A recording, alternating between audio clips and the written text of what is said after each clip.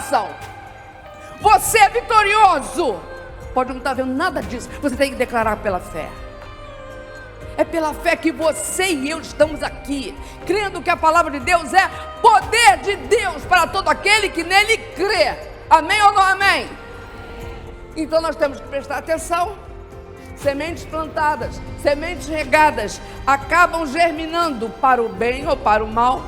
O poder da vida e da morte está onde? Na língua. Pela tua palavra, você pode ser justificada, ou pela nossa palavra podemos ser o quê? Julgados. Aí fala lá em Apocalipse 12, não tem acusação não. Ei, não tem acusação não, Satanás. Tem o meu sangue que já passou e já limpou. Amém ou não amém?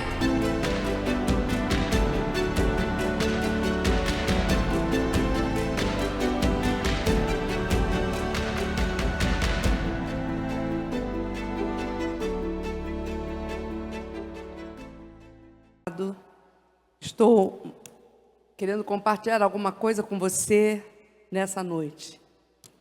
E deixa eu estar aqui. A vida é o que você faz dela. Pode repetir comigo? A vida é o que você faz dela. 2 versículos que eu gostaria de compartilhar com você aqui. Está lá em Ageu 2:4b que fala: esforçai-vos e trabalhai, porque eu sou convosco. O outro versículo é em Lucas 13:11 que fala: e veio ali uma mulher possessa de um espírito de enfermidade. Havia já 18 anos. Andava ela encurvada, sem de modo algum poder endireitar-se. A vida é o que nós fazemos dela. Bom, a tecla pausa, não sei se você lembra daquele filme, eu lembro bem dele, quando o controle remoto, ele ia para trás ou para frente da vida dele, ele dava pausa, ele dava play. Muito interessante aquele filme. E muitas das vezes, nós podemos estar com essa tecla da nossa vida no pause. Talvez alguns dias, talvez alguns meses, talvez alguns anos. E aí nós podemos dizer que essa mulher encurvada estava com a sua vida no pause. A gente não sabe o que levou a ela ficar encurvada por 18 anos, como fala Lucas 13:11. Mas como é que anda o filme da nossa vida? Como você tem estado nesses 5 anos para cá, depois de uma pandemia, depois de uma situação que abalou o mundo todo? O que você tem progredido? O que você tem se avaliado nesse tempo hoje? Eu tenho certeza que se eu perguntar a você o que é você 5 anos para trás, você não é mais igual, nunca vai ser 5 anos depois. A gente está sempre em modificação, a gente está sempre em crescimento. E nós vamos estar aqui vendo exatamente essa mulher está no pause. O que levou essa mulher a isso? Esses 2 textos lidos, um lá em Ageu e o outro lá em Lucas 13, fala de uma idade. Tem 18 anos, exatamente 18 anos em comum. Ageu fala nesse texto da procrastinação do povo de Deus quando vem do exílio voltando para Jerusalém. E aí ele fala: olha, esforçai-vos e trabalhai. Mas essa mulher também, 18 anos, está com a sua vida bloqueada. O que foi que aconteceu?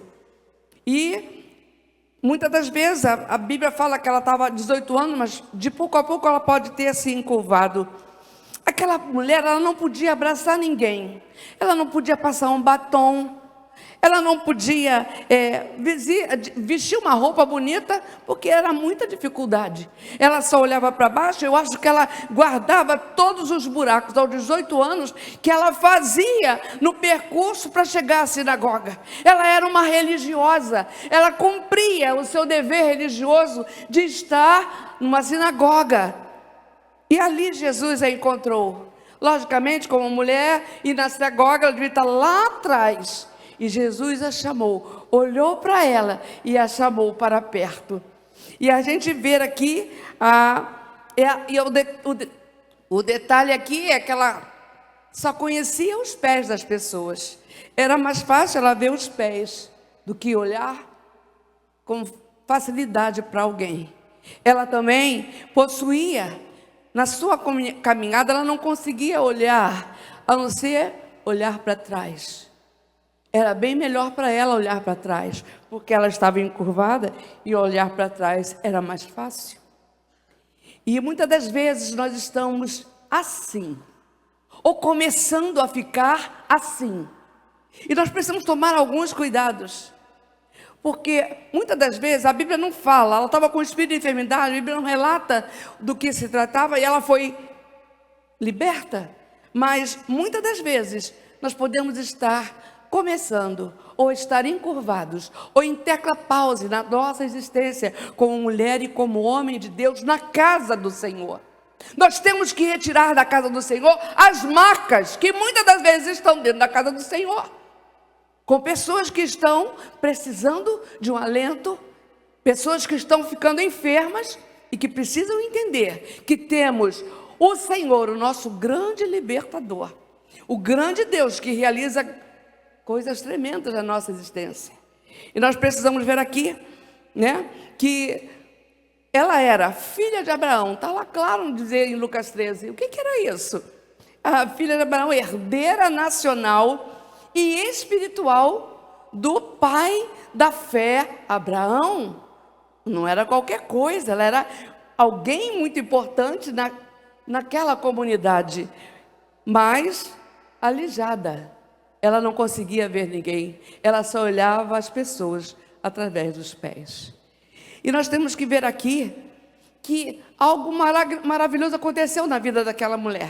Ela foi liberta, ela foi curada, e de imediato, quando o Senhor a chama e fala, você está livre, você está curada, o corpo dela imediatamente se endireitou. Ela foi liberta espiritualmente, ela foi liberta socialmente. E lá em Colossenses, em Gálatas 3:28, fala que não há judeu, nem grego, não há branco, nem preto, porque todos nós somos um no Senhor. E ela socialmente também foi curada. E aí, religiosa, aquele espírito de religiosidade também foi cessado. Ela foi tratada pelo Senhor, espiritualmente, socialmente, e também aquele espírito de apenas bater um ponto na igreja, de estar frequentando apenas isso. Deus não quer apenas isso.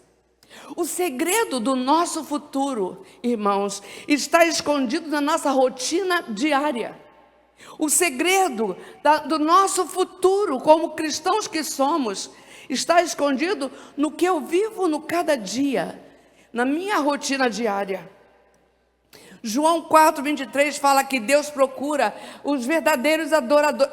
Se Ele está procurando é porque não é fácil de achar e de localizar facilmente. Aqueles que o adorem em espírito e em verdade. Deus está procurando pessoas verdadeiras em todas as áreas. Nós estamos passando por um momento, né? Nós temos vivido, já saímos da geração Y, Z, agora X, agora estamos na geração Alfa. A Alfa, ela é totalmente digital. E nós temos que ver que essas influências, esse comportamento, muitas das vezes vem e nós estamos vivendo. E nós temos que tomar cuidado, porque a geração Alfa é totalmente digital, alcança nossos netos, alcança nossos filhos e nos tem alcançado também. Até que ponto isso tem influenciado a você e a mim? E até que ponto isso tem estagnado a nossa fé? Nós precisamos prestar atenção. Porque a igreja, nesse tempo, é a grande referência para a vitória na vida das pessoas. Somos a referência de Deus nessa terra. Amém? Então, é um mundo veloz, é um mundo globalizado. Você fala geograficamente com qualquer um no mundo. Quando que há 10 anos atrás não era tanto assim? E nós vamos vendo muitas pessoas fazendo selfie, muito narcisistas, né? Necessidade de autoexposição das redes sociais. E nós precisamos observar a alienação, a inércia. E sabe o que eu observo com isso também? Nessa questão do alfa aí, dessa geração alfa, as pessoas resistem a mudanças. Mudanças, têm dificuldade de tomar uma atitude para mudar. E nós precisamos nos posicionar, aproveitar a internet de um modo muito saudável, para divulgar quem é Jesus para aquele que não conhece. E não utilizarmos o tempo, gastar o nosso tempo desnecessariamente com futilidades. Nós precisamos ver, né? Com certeza, tudo isso que está acontecendo, nós podemos dizer como Esther. Nós estamos vendo tanta coisa, tudo tão rápido acontecendo, é como se fosse um fast food, é tudo rápido, é impressionante. Um dia desses eu não estava ainda acostumada, né? Há uma resistência um pouco aqui, analógica, e aí eu vendo a pessoa, o que é isso? Por que está falando tão rápido? Era a pressa do quê? Do que a gente, com tanta pressa que a gente anda? Aí aperta ali o 1,5, o 2, e o negócio, aí você ouve rapidinho todo mundo. Por que a gente está com tanta pressa? Por que a gente tem andado com tanta pressa? Nós precisamos tomar cuidado para não ficarmos encurvados, para não ficarmos bloqueados no pause nesse tempo.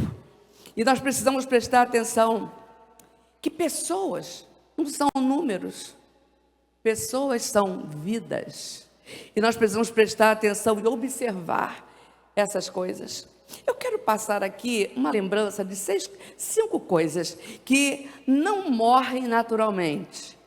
5 coisas que você e eu precisamos matar. Por que não dizer assassinar? A primeira é a incredulidade. Como é que a incredulidade vem? Como é que a incredulidade começa a afetar a minha vida e me encurvar? Quando eu paro de alimentar a minha fé, ignorando a palavra de Deus na minha vida, ignorando a oração, ignorando o louvor, quando eu começo a dividir a minha adoração com outra... Gente, a nossa música brasileira é muito linda, mas ela não faz, e ela não vai dominar os meus ouvidos. Eu posso ouvir uma música, mas ela não vai ser o meu prazer constante de estar ouvindo.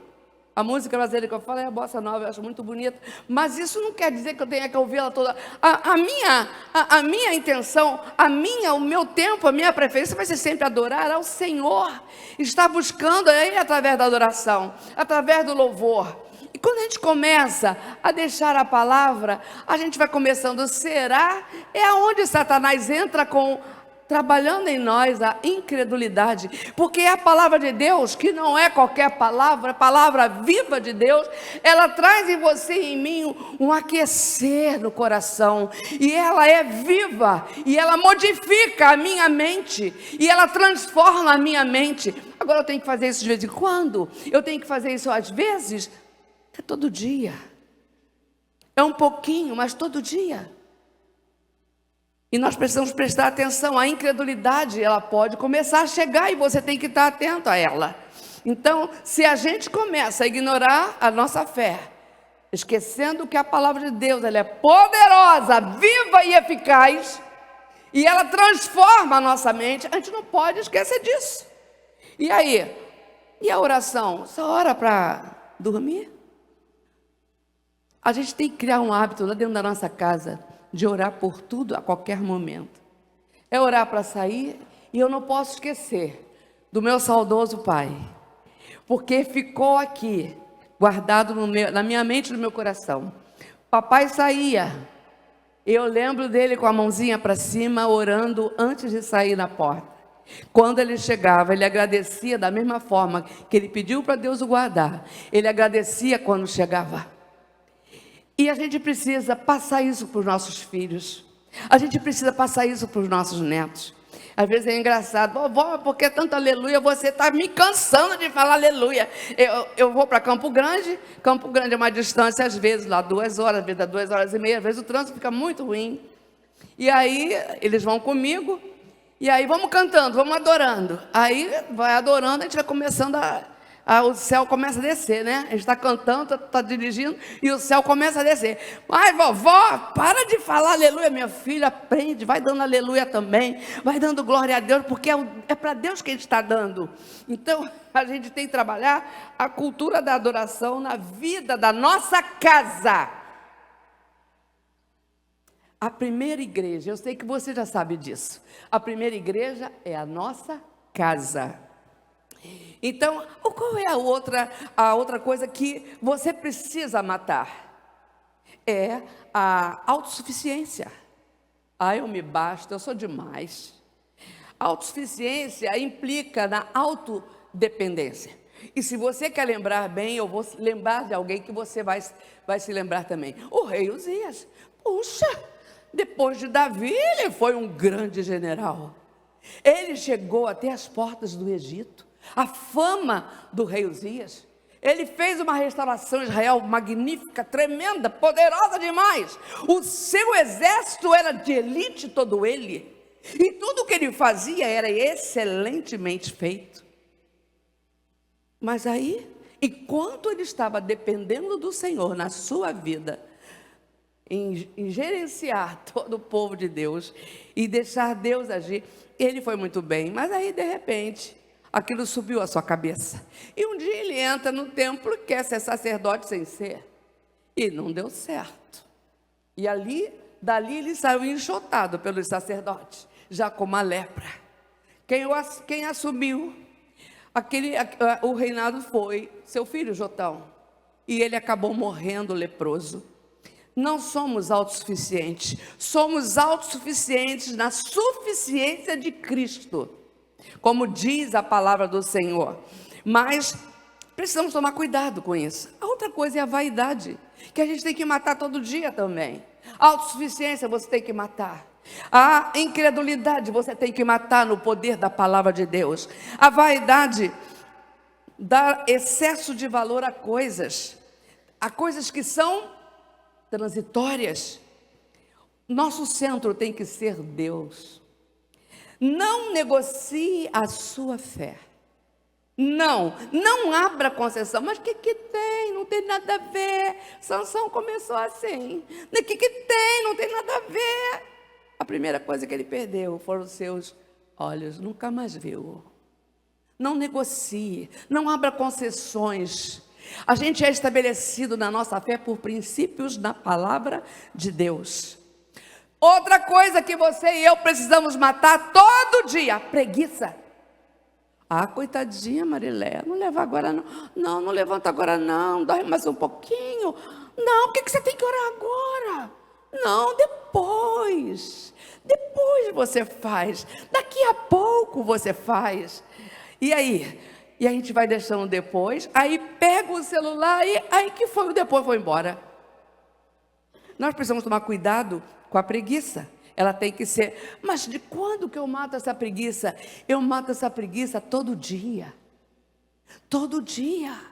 Porque eu tenho que entender que Mateus 6,33, mas buscai primeiro o reino de Deus e a sua justiça, e todas as demais coisas vos serão acrescentadas. Gente, é a mesma disciplina de escovar o dente. Um dia teu pai não te ensinou a escovar o dente, tua mãe? É a mesma disciplina que a gente tem que ter com as coisas de Deus. A gente precisa exatamente ter esse... Não, eu vou te matar, preguiça. O que é isso? Não, eu vou ler a palavra. Depois eu vejo o celular, depois eu vejo quem quer falar comigo. Primeiro o Senhor. Isso é treino, isso é disciplina, isso é busca. Não pensa que isso vem assim, não. Ou você esqueceu que você milita, e eu também, todo o tempo contra a nossa carne? Em todo o tempo ela não quer que você decole, nunca. Porque se você começa a se alimentar da palavra, você vai se fortalecendo na sua fé, a sua visão. Aí começa a fazer jejum também, e a sensibilidade espiritual aumenta. E você vai começando a ver coisas que você não conseguia ver, mas a palavra de Deus começa a te mostrar. E a santificação, ela é processual, e ela vai sendo trabalhada. Puxa, se eu vestir uma roupa assim, toda assim. Agora a moda, meu Deus, eu estou horrorizada com essa moda, meninas. Tudo transparente, até o forro é transparente. Que é isso? Onde que nós estamos? A mulher nunca esteve tão exposta. É só você ver as manequins aí que desfilam. Você vai ontem passei numa loja. Cadê o forro? Não, o forro já está aqui. Que forro? Não tinha, o forro era transparente também. A mulher nunca esteve tão exposta. E nós temos que tomar cuidado. A outra coisa que você precisa prestar atenção é na insensibilidade. Isso é muito sério. E aí conta uma história que um dono de muitas galinhas, ele começou a ver que as galinhas amanheciam mortas. Mas o detalhe é que essas galinhas estavam lá no puleiro, mortas. No puleiro. Assim, como assim? Está tudo morrendo quando amanhece, elas estão mortas como se estivessem dormindo. E aí, ele coloca uma câmera. E à noite, um morcego entrava, enquanto elas dormiam. A saliva do morcego tem um anestésico. Ele borrifava aquela saliva no pé da galinha. E aí ele inoculava os dentes e sugava todo o sangue dela dormindo.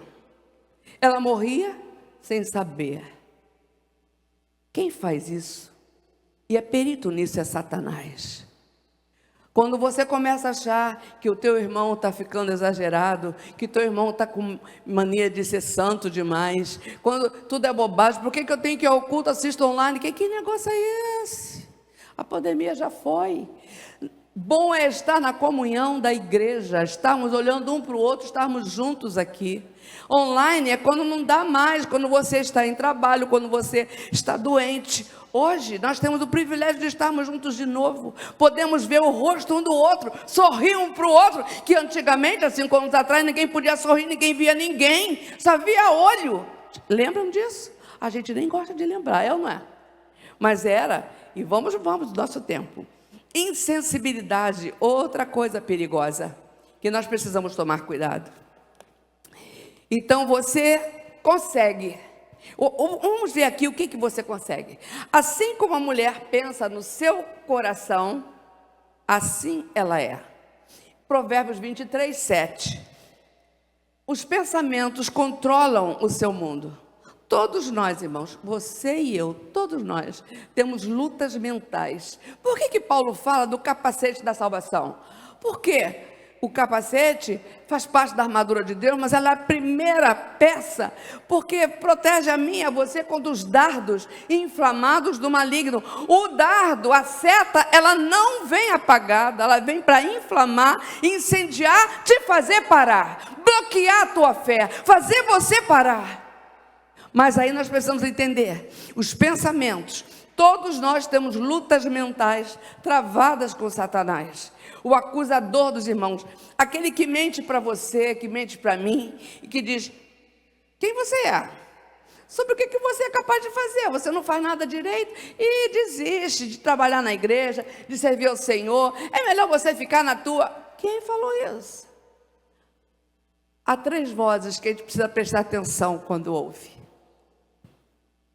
Se a voz que você ouve aqui é para, vai, eu te ajudo, eu te fortaleço, estou com você todos os dias, é o Espírito Santo. Se vem aquela voz e diz, para que você vai à igreja? Para que você vai à reunião de mulheres? Para que você vai ajudar? É o diabo. Ele quer ver você paradinho, inútil, e se sentindo inútil na casa de Deus. Ele quer que você acredite nisso. E acreditar em mentira é pior do que não acreditar numa verdade. E nós vamos ver aqui que aquele homem que está falando lá, a palavra em João 5, versículos de 1 a 17, porque conhecer uma verdade, pior que conhecer uma verdade é acreditar numa mentira. Aquele homem ficou 38 anos acreditando que não tinha como entrar naquele tanque. Pior que acreditar numa verdade é viver acreditando numa mentira. Observa o que você anda acreditando na sua mente. Observa se você está em pause ou está em play. para o Espírito Santo de Deus. Observa se você está ficando encurvado com alguma tristeza, alguma coisa que te chocou, te entristeceu. Observa, porque é muito perigoso. O ressentimento traz para nós, pode trabalhar a amargura vai trazer raiz, ressentimento, falta de perdão. O que vai acontecer? A raiz, para crescer, ela precisa de estar no escuro. A raiz precisa de umidade. E aí, quando eu começo a entender que, ai, coitadinha de mim, pobrezinho de mim, sou eu que tenho problema, ninguém tem problema igual a mim. Autocomiseração é a umidade para a raiz de amargura crescer. E aí eu quero compartilhar com você algo que aconteceu lá na nossa igreja. E uma intercessora muito amiga nossa, esse filho dessa senhora foi lá na nossa igreja pedir ajuda, porque ele sabia que a mãe ia falecer, mas ela não falecia. Então pediu ajuda para orar pela mãe, e essa irmã, nossa pastora, esteve lá, e a mulher estava assim, sabe, braquipneica assim, respirando lentamente, mas estava viva. E lá, quando ela chegou, aquela mulher assim, lentamente respirando: o que é que você veio fazer aqui? Eu já quis levá-la, mas o Altíssimo não deixou. Ela estava incorporada, falou com uma força que ela... E ali, ela orou por aquela senhora. Só que quando ela orou, ela deu um pulo da cama e bateu no teto e voltou. E ela disse: o que você veio fazer aqui? E aí foi uma batalha. Ela orou, depois ela voltou a si e com muita fraqueza ela disse que ela, quando se tornou cristã, o marido não suportava cristão, não suportava crente e não deixava ela ir à igreja. E aí ela ia. Toda vez que ela ia, ele era sapateiro, ele pegava a faca de sapateiro, tirava um dente dela. Toda vez que ela voltava, ela era mais um dente. E ela ia. Aí, quando acabaram os dentes da boca daquela senhora, ele foi para as pernas dela. Ela conversando, depois de estar sendo liberta, ela mostrou a dentadura sem dentes e mostrou as pernas todas cortadas de muito tempo. E ela falou: eu não consigo perdoar o meu marido. Eu tenho ódio dele. E naquela hora foi ministrado a ela que perdão não é merecimento, perdão é misericórdia de Deus e é cura para a gente ser liberto. Naquela hora, ali, aquela irmã orou com ela e falou: mas ele já morreu, se não tem problema, perdoa teu esposo de tudo que ele fez. E ela declarou perdão ao seu marido naquela tarde, foi liberta, declarou perdão. Ela orou por ela.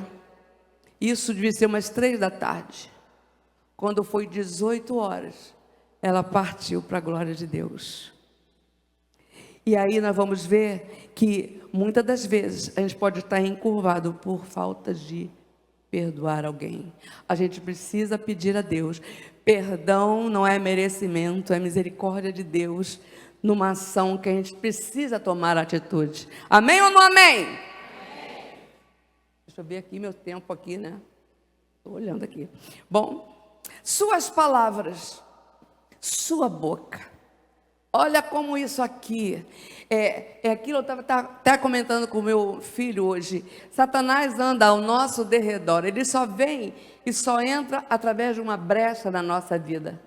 Nunca o Espírito Santo vai entrar em brecha na nossa vida. Nunca. Mas Satanás entra numa brecha. O que eu ando falando? O que eu ando dizendo? E aí nós vamos ver aqui, Jó 4:4, suas palavras davam firmeza aos que tropeçavam. Você fortaleceu os joelhos vacilantes. Isso aqui é Jó falando em Jó 4:4. Uma palavra de incentivo, mas palavra de Deus potencializa a vida na vida da pessoa. E não verbalize nunca o que você não quer ver manifesto. Ah, que você é doidinha. Ah, que menina chata. Ah, que menina burra. Ah, que marido chato, não aguento você. Na igreja que você louva e dentro de casa tá assim?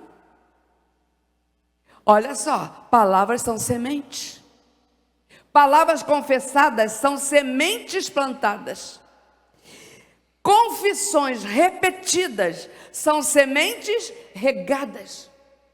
Sementes plantadas e regadas acabam germinando ou para o bem ou para o mal. Logo eu tenho que pensar naquilo que eu falo. Não posso dar a oportunidade para Satanás entrar na minha casa e fazer gracinha na vida do meu filho, que muitas das vezes pode estar rebelde, me dando problema. Não, você é uma bênção. Você é vitorioso. Pode não estar vendo nada disso. Você tem que declarar pela fé. É pela fé que você e eu estamos aqui, crendo que a palavra de Deus é poder de Deus para todo aquele que nele crê. Amém ou não amém? Amém. Então nós temos que prestar atenção. Sementes plantadas, sementes regadas, acabam germinando para o bem ou para o mal. O poder da vida e da morte está onde? Na língua. Pela tua palavra, você pode ser justificada, ou pela nossa palavra podemos ser o quê? Julgados. Por quem? Por Deus. Aí a brecha tem que ser fechada com o sangue de Jesus. Senhor, perdão. Eu não tinha que ter falado aquilo. Aí vai lá no filho e pede perdão também. Vai lá no marido, como o marido também podia fazer a mesma coisa. E a gente vai fechando brechas com o sangue de Jesus. Aí fala lá em Apocalipse 12, não tem acusação não. Ei, não tem acusação não, Satanás. Tem o meu sangue que já passou e já limpou. Amém ou não amém? Gente, é de vitória em vitória que a gente caminha. É de glória em glória que a gente caminha. Até quando? Até quando Ele nos chamar, ou quando a sua igreja subir. Aleluia. Quando suas palavras fizerem uma pessoa levantar-se das cinzas. Quando as suas palavras fizerem uma pessoa sentir que é amada, apreciada, e que tem um futuro digno que vai acontecer. Você sabe o que acontece? Você será notícia, sabe aonde? No céu. Você será notícia no céu. E eu acho lindo isso aqui. Você sabe que os serafins, eles têm asas, mas eles têm muitos olhos. Eles adoram a Deus com seus olhos. É muito olho que o serafim tem. Mas você e eu temos uma boca. Você tem a boca para adorar ao Senhor, para dizer que só Ele é digno de receber toda a honra, toda a glória, todo louvor. Você foi criado para viver pelo que você fala, para viver pela bênção que você traz para pessoas. Amém? Não são seus olhos, não são seus olhos. Isso é para o serafim adorar a Deus. Você e eu é a nossa boca. Bom, eu quero dizer antes de tudo, nesse tempo que eu ainda tenho, que você é VIP. Como assim? Você é VIP. VIP, V, a primeira letra, valores nossos precisam ser norteados pela palavra de Deus. Lá em João 13, 35, valores norteados pela palavra de Deus, vão dizer assim, puxa vida, ela é diferente, ele é diferente. Parece que andou com Jesus. Quando a gente anda com Jesus, a sua presença está conosco, o Espírito Santo está aqui. Assim como a gente tem um útero, mulheres, que é gerado em nós filhos, nós temos também o sentimento de que gera em nós, o Espírito Santo gera em nós um tempo novo, um tempo de renovo, um tempo de vitória, um tempo que você entende que nunca está sozinho, porque Ele está aí, aqui, com você. E Ele diz, não tem mais não, fica com medo não, eu estou com você. E a promessa é que nunca vai te deixar sozinho. Ah, quando a gente começa a pensar nisso, aleluia, quando a gente começa a dizer, Senhor, eu não mereço tanto, a graça de Deus, o favor de Deus inunda o nosso coração. Quem sou eu, pobre mortal, para habitar o teu espírito? Mas é exatamente isso, queridos, que acontece. Ele vem de malicuia para morar na tua vida e na minha, para te mostrar, puxa, isso aí não ficou legal não, Marileia, dá um tempo. Não, essa roupa também não combina muito não, não. Vamos melhorar. Quem é que te mostra isso? Tem sido lindo o testemunho de mulheres que andavam toda envelopadas, sabe? Se botasse o alfinete assim, pum! E aí, elas vêm falar, pastor, é impressionante. Eu não tenho mais prazer de botar esse tipo de roupa. Eu comecei a me olhar no espelho, achei que não combina mais. Quem é que faz isso? O Espírito Santo de Deus. Porque você é corpo do Senhor, abençoado. Bom, você precisa decidir o que você quer ser nessa terra. Um cogumelo que aparece de noite e de dia com calor, morre? Ou um carvalho? Só o carvalho dura muitos anos e cada vez mais forte. Quanto mais o vento, quanto mais o frio que ele passa, ele faz raízes e se agarra nas rochas lá dentro. Quem é que faz um carvalho cair, hein? E o carvalho tem um detalhe, nenhum verme pega ele. E tem outro detalhe, ele é perfumado. Aonde tem carvalho tem perfume. E nós somos comparados a um carvalho. Nós somos comparados a palmeiras que cresce muito para baixo para depois subir, o vento arria ela e ela volta para o lugar. Nós precisamos entender quem é o Senhor da nossa existência. Sem mim, nada podeis fazer. Está lá em João 15:5. Eu acho isso lindo. Cada dia da nossa vida, a gente tem um dia para escrever tudo o que a gente está fazendo. Somos as escritoras da maneira como trabalhamos a nossa história e em nossas escolhas e palavras. Aquele que permanece em mim e eu nele, este dá muito fruto. E o detalhe aí também, no 16 do capítulo 15, é que o vosso fruto permaneça. Não adianta você ter alegre e feliz na casa do Senhor 10 anos, 1 ano. Não, que o vosso fruto permaneça. E só quem permanece é que faz história. Você já viu flores nervosas? Você já viu pássaro com rugas? Alguém já viu? Eu nunca vi. Flor nervosa, já viu flor nervosa? Também não. Por quê? Porque vivem e permanecem na presença de Deus. Os pássaros amanhecem cantando, adorando a Deus. As flores, entramos na primavera. Você vê árvores frondosas, todas floridas, que coisa linda aqui no Brasil também. Então, porque vivem e permanecem na presença de Deus. O pássaro não tem ruga, gente, coisa boa saber disso. Ele não fica enrugado, e nem a flor nervosa. Permanecer é desfrutar da presença amorosa de Jesus conosco, de Jesus comigo. Mas da mesma maneira como Jesus desfrutou da presença de Deus Pai com Ele, isso é permanecer. E quem permanece faz história.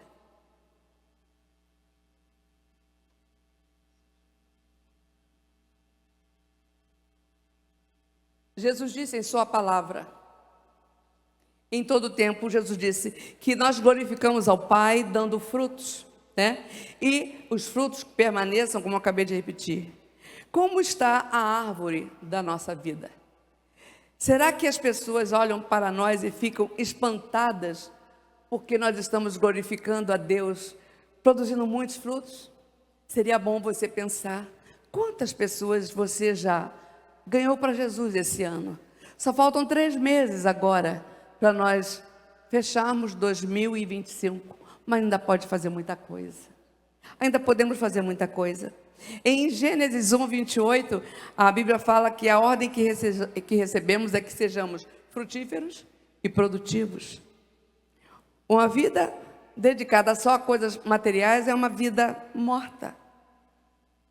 Uma vida moldada por Deus é uma árvore que floresce.